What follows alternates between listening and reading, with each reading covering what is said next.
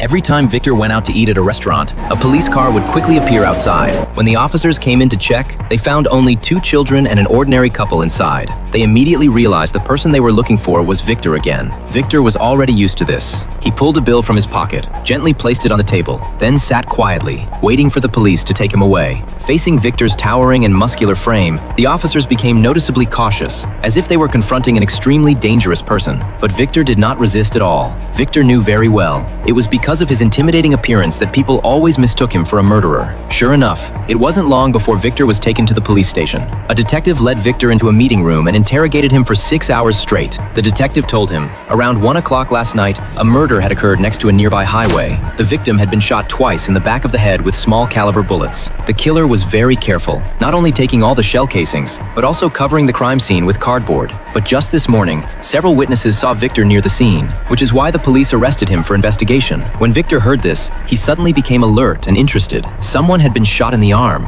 and it wasn't the first time. This indicated it was someone who knew how to kill quietly and efficiently. Although the detective agreed with some of Victor's reasoning, there was still one question he couldn't explain, which was, why was Victor near the crime scene on the day of the murder? Because Victor had not killed anyone, at least not recently. Victor immediately began to explain. He said he had just gotten off at a nearby bus stop, specifically to pay respects to a deceased singer.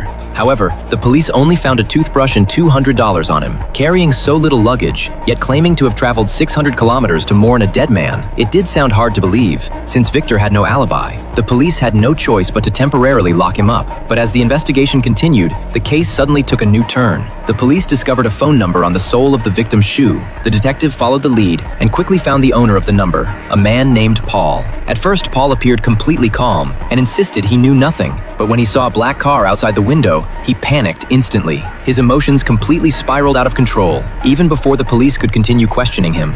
I did it. I killed the guy. He begged the officers to immediately take him to prison. The experienced detective instantly sensed something was wrong and began observing him more closely. And you just blew a man away. A double-barrel shotgun blast right to the face. Yes, I did. At that moment, both officers understood the truth. Clearly, Paul had been used as a scapegoat, but by procedure, the police still had to take him back to the station. Back at the station, the detective reviewed the case and finally confirmed Victor was actually innocent. So the detective immediately went to the cell to release Victor. But as the cell door opened, Victor refused to leave. What? You know Victor didn't kill anyone. The detective looked extremely embarrassed. The helpless sheriff didn't know how to handle it. But in the next second,